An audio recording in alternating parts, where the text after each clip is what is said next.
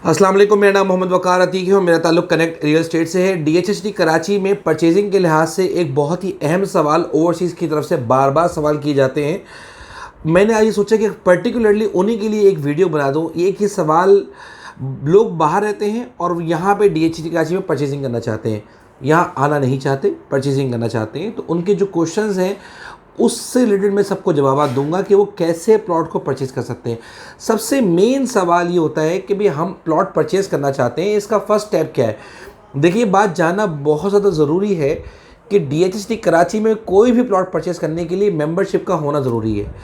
अब जो वो मेंबरशिप होती है वो पर्टिकुलरली एक प्लॉट के लिए नहीं होती, वो मेंबरशिप सिर्फ इसलिए होती है कि अब आप मेंबर बन चुके हैं डीएचएसटी कराची का और अब आप प्लॉट परचेज़ कर सकते हैं। आपकी सारी फाइल्स का, डॉक्यूमेंटेशन का प्रोसेस और उसको संभालने का ठेका डीएचएसटी कराची ले लेता है और प्रॉपर तरीके से आपकी पूरी ट्रेल जो होती है फैमिली की, उसको वो संभाल के रखता है ताकि वो लीगल हायर के वक्त या बाद में कभी खुदा न खासा आपको ज़रूरत पड़ सके फैमिली प्रॉब्लम्स में, तो वो उसको मेनटेन कर सके।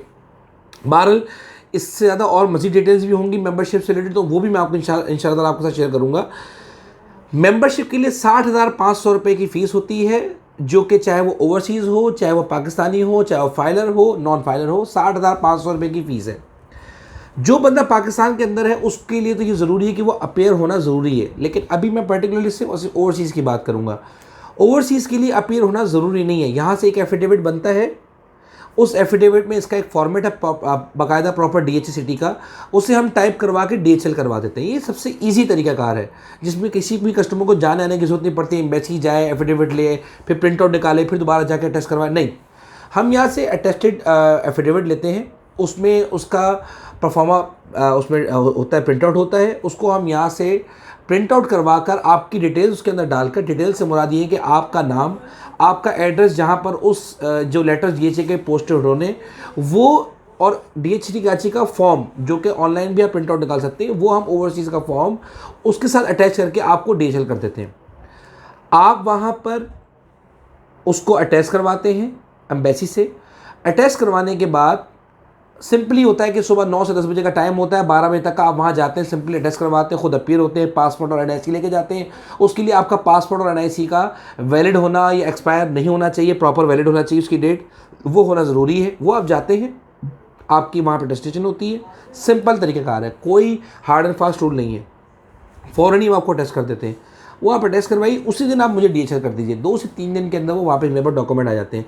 60,500 रुपये के जो अमाउंट है वो आप मुझे वायर के ज़रिए, मतलब आप मुझे ऑनलाइन ट्रांसफ़र भी कर सकते हैं, या आप किसी अपने नुमाइंदे या अपने दोस्त, यार, बहन, भाई, किसी को भी, अपने फैमिली मेम्बर को पैसे देके उनसे 60,500 रुपये का डीएचएसटी कराची का पे ऑर्डर बनवा सकते हैं। सारी की सारी चीज़ें, सारी की सारी पैसे डॉक्यूमेंटेड होते हैं, कोई भी ऐसी चीज़ नहीं कि हिडन हो। यहाँ से डॉक्यूमेंट्स बन के आपके पास गए, आपने एम्बेसी से टेस्ट करवाए, दोबारा मुझे भेजे, 60,500 रुपये की डीएचए कराची में मेंबरशिप के डॉक्यूमेंट के साथ फ़ीस जमा हुई और आपकी मेंबरशिप हो गई। मेंबरशिप के लिए डॉक्यूमेंट्स की ज़रूरत है, वो आपकी ख़ुद की एनआईसी की कॉपी, तस्वीरें, आपके पेरेंट्स की एनआईसी की कॉपी, तस्वीरें, अगर वो हयात है तो ठीक है, नहीं हयात तो उनकी नाम लिख दिए जाएंगे, आपके बच्चों की एनआईसी कॉपी और तस्वीरें, और अगर बेफॉर्म हो तो बेफॉर्म चल जाओ, और अगर नहीं है तो नहीं भी दे, कोई इशू नहीं है, ठीक है। ये ज़रूरी है, ये मेंबरशिप का तरीक़ाकार तो मैंने बता दिया, ये पहला स्टेप है। अब अगर आपने मेंबरशिप करा ली तो ये लाइफ टाइम है मेंबरशिप, 5 साल के बाद वो रिन्यू होती है और 4,000 रुपये की फ़ीस लगती है, बहुत नॉमिनल फ़ीस है। तो बहरहाल आपकी मेंबरशिप हो जाती है यहाँ पर। अब आप प्लॉट नहीं भी ले तो भी कोई टेंशन नहीं, मेंबरशिप आपकी ज़िंदगी भर रहेगी। अक्सर ऐसा होता है, मेंबरशिप लोग करवा लेते हैं, फिर यहाँ के बजाय किसी और जगह प्लॉट ले लेते हैं, मेंबरशिप वहीं पड़ जाती है, तो कोई प्रॉब्लम वाली बात नहीं है, वो आपको एक एसेट है, पड़ा रहेगा। ये ज़रूरी नहीं कि मेंबरशिप करा ली तो आपको प्लॉट भी लेना है, ऐसा कुछ भी नहीं, रिलैक्स रहिए। मेंबरशिप का पहला स्टेप हो गया। Second step, plot purchase. अब आप कोई भी प्लॉट परचेज़ करने के लिए जा रहे हैं, ये तो इसकी डिटेल्स हैं, उसके लिए कई वीडियोस मेरी मौजूद हैं, कौन सा प्लॉट लेना है, आपने अपने बजट के लिहाज से प्लॉट को परचेज़ करना है।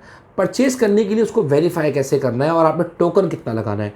देखिए, कोई भी प्लॉट परचेज़ करने के लिए उसके लिए हमें मिनिमम 15 से मैक्सिमम मिनिमम समझ लें 15 से 25 दिन के टाइम मिलता है, 15 से 25 दिन के दरमियान का टाइम मिलता है। उसमें हमें पूरी की पूरी ट्रांजेक्शन कंप्लीट करनी होती है। सबसे पहला स्टेप उसमें ये होता है कि मेंबरशिप का। सेकंड स्टेप ये होता है कि प्लॉट का डिसाइड करना। फिर उसके बाद उसमें ये पहला स्टेप होता है कि आपने टोकन देना होता है। जो भी आपका नुमाइंदा है, ब्रोकर है, जो भी आपका ऑथराइज पर्सन है, उसका आप 10% टोकन देते हैं। 10% टोकन दिया था अमाउंट का। 40 लाख का प्लॉट लिए, 4 लाख रुपये टोकन देंगे आप। टोकन का तरीकाकार क्या होता है, वो आप अपने ब्रोकर के अकाउंट में भी डाल सकते हैं, आपका फैमिली मेम्बर कैश ला के भी दे सकता है, या आप उसके मुकाबले में उसके रद्द बदल में हमेशा एग्रीमेंट नहीं होता। हर बंदा अपने ऑफिस की रसीद बना के देता है। अब ये आपके ऊपर डिपेंड करता है आप किस बंदे से काम कर रहे हैं। रिलायबल लोग हैं भी नहीं, क्या उनके ऊपर आप ट्रस्ट कर सकते हैं कि नहीं कर सकते, लेकिन नॉर्मली वो 4 लाख रुपए कैश दिए जाते हैं टोकन के तौर पे। और अगर आप कहते हैं मैं ट्रस्ट नहीं कर सकता तो फिर कोशिश कीजिए, फिर आप फिर पार्टी के नाम का चेक बना के दीजिए। एनीवेज, अलॉटीज़ की अगर आपको फाइल ले रहे होते हैं फिर तो पार्टी के नाम का चेक बन जाता है, वरना मेजॉरिटी ये असूल नहीं होता। मेजॉरिटी टोकन कैश ही दिया जाता है और कैश अमाउंट होता है 10%। 10% का मतलब 40 लाख की फाइल 4 लाख, 1 करोड़ की फाइल 10 लाख। अच्छा, अब ये सारे प्रोसेस में टाइम कितना है? टोकन दे दिया, अब आपके पास फाइल के डॉक्यूमेंट्स आ गए, उसको वेरीफाई कैसे करना है? वेबसाइट कराची की, DHCT कराची की मौजूद है, dhscitykarachi.org। आपके पास डॉक्यूमेंट्स आ जाएंगे, उन डॉक्यूमेंट्स में मेंबरशिप का नंबर होता है, आपको रजिस्ट्रेशन नंबर होता है, फाइल का नाम होता है, NIC होता है सेलर का। उसको आप डिटेल्स डालते हैं और चेक कर लेते हैं कि फ़ाइल ब्लॉक तो नहीं, फ़ाइल किसी और के नाम पे तो नहीं, क्या फ़ाइल वेरीफाई भी हो रही कि नहीं हो रही, जिस बंदे के डॉक्यूमेंट दिए कहीं वो पुराना सेलर तो नहीं है। तो वो आप डॉक्यूमेंट्स वेरीफाई कर लेते हैं, विदिन 2-3 मिनट्स लगते हैं, आपको वेबसाइट के ज़रिए वो ऑनलाइन चेक हो जाती है कि फ़ाइल वेरीफाइड है। वेरीफाइड का मतलब ब्लॉक नहीं है, किसी और के नाम पे नहीं है, ये चीज़ें वेरीफाई हो जाती है विदिन फ्यू मिनट्स। तो ये तो तरीकाकार हो गया वेरीफाई करने का। टोकन के बाद डॉक्यूमेंट्स आते हैं और फिर डॉक्यूमेंट वेरीफाई होते हैं।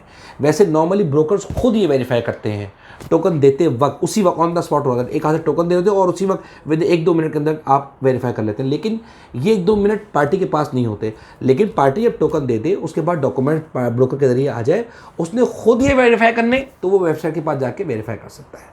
इसके बाद अगर हम और आगे चलते हैं तो ये सारे प्रोसेस को टाइम कितना था, मैंने कहा 20 दिन लगते हैं। फाइनल प्रोसेस में जाते हुए जो बकाया बैलेंस पेमेंट होती है उसमें नॉर्मली मार्केट का ये प्रोसीजर है कि जिसके पास वाइट मनी कम होती है वो FBR वैल्यू के मुताबिक वाइट देता है। 10,000 रुपये तक का रेट है। जैसे मिसाल के तौर पर 500 गज का प्लॉट है 50 लाख, 1000 गज का प्लॉट है 1 करोड़, 125 गज का प्लॉट है तो 12,50,000 रुपये।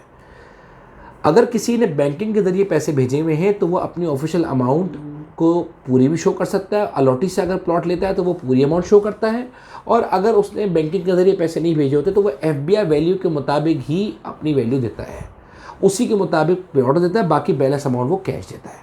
ये तो एक मार्केट प्रैक्टिस की बात कर रहा हूँ। अब करना क्या चाहिए क्या नहीं करना चाहिए ये एक अलग टॉपिक है, इसके बारे में आप अपने वकील से रब्ता कीजिए, अपने कंसल्टेंट से रब्ता कीजिए कि मोड ऑफ पेमेंट क्या होना चाहिए।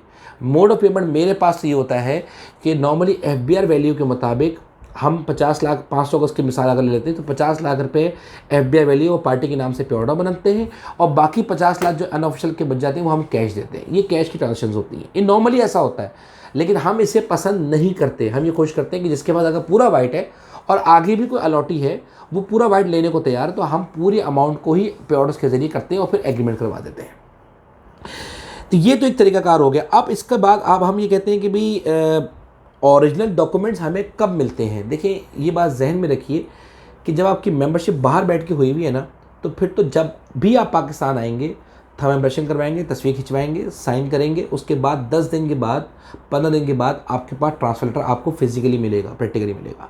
और अगर आप खुद नहीं, आपके पास टाइम 15 दिन रुकने का, तो फिर आप वापस चले जाते हैं। वो transfer letter safe and secure DHA में रहता है, चाहे 4 साल तक ना आए, 5 साल तक ना आए, कोई टेंशन नहीं है। DHA में ही डॉक्यूमेंट्स वो सेफ एंड सिक्योर रहते हैं। कोई DHA की फ़ायदे की बात ही है, रिस्क फ्री जगह है, वही रहते हैं सेफ एंड सिक्योर। वेरीफाई कैसे कर सकते हैं? वही सेम प्रोसीजर, जब आपका प्लॉट ट्रांसफ़र होता है तो उसके 45 दिन के बाद वो आपके नाम पे ट्रांसफ़र हो जाता है। 45 दिन के बाद आप उसी वेबसाइट पे जाइए, चेक कीजिए, आपके नाम पे आ चुका होगा। अगर किसी की मेंबरशिप पहले से हुई हुई है और वो अपने बाहर बैठ कर ट्रांसफ़र ले रहा है तो उसका भी ये मामला है कि कोई भी बंदा उसके बदले जाकर डॉक्यूमेंट रिसीव नहीं कर सकता। कोई भी बंदा आपके बदले डॉक्यूमेंट जाके रिसीव नहीं कर सकता। आप खुद आएंगे, खुद ही डॉक्यूमेंट रिसीव करेंगे। इसके अलावा इसके बाद फिर दोबारा ये बात आती है कि भी आप फ़ीस क्या लेते हैं। मैं देखिए मेरा एक नॉर्मल सा एक मामला है, मैं 1% कमीशन लेता हूँ और मेरे वो चार्जेस हैं। जितनी की भी डील होती है, 1 करोड़ की डील होगी तो 1 लाख रुपये, 50 लाख की डील होगी तो 50,000 रुपये, ये एक नॉर्मल सी मेरी फ़ीस होती है, वो मैं फ़ीस लेता हूँ। इसके अलावा जो भी कॉस्ट ट्रांजेक्शन कॉस्ट आती है डॉक्यूमेंट से रिलेटेड, यहाँ से DHL करने के सिलसिले में, वो जो भी नॉर्मल सी फीस होती है वो ज़ाहिर है आपके एक्सपेंसेस हैं। ट्रांसफ़र फ़ीस कितनी है, ट्रांसफ़र फ़ीस का भी सिस्टम है। जैसे मिसाल के तौर पे 125 गज़ की 9,375 रुपये, 200 गज़ की तकरीबन 15,000 रुपये, 300 गज़ की 22,500, 500 गज़ की 37,500, ये फ़ीस है तकरीबन इसकी 500, ये इन सेक्टर्स की। 1000 गज़ की तकरीबन 75,000 रुपये करीब है। एनीवेज, इसी तरह से इसके ऊपर बायर टैक्स लगता है। फाइनर के ऊपर 10,000 रुपये के लिए आ सकता है। मिसाल के तौर पे 125 गज़ के ऊपर 12,500, 200 के ऊपर 20,000 रुपये, 300 के ऊपर 30,000 रुपये, 500 के ऊपर 50,000 रुपये, 1000 के ऊपर 1,00,000 रुपये। ये तो फाइनर है। नॉन फाइनर है तो उसको इस अमाउंट को डबल कर लीजिए। ये तो ट्रांजेक्शन कॉस्ट है। 3 कॉस्ट मैंने आपको बता दी। मेंबरशिप 550 रुपये अगर हुई भी है तो वो कॉस्ट नहीं है। ट्रांसफ़र फीस, बायर टैक्स, और फिर उसके बाद तीसरा आपके हमारे कमीशन। ये टोटल एक प्रोसीजर है हमारा ट्रांसफ़र का। मज़ीद कोई सवालात हो कमेंट बॉक्स में आप लोग लिख सकते हैं, मुझसे पूछ सकते हैं।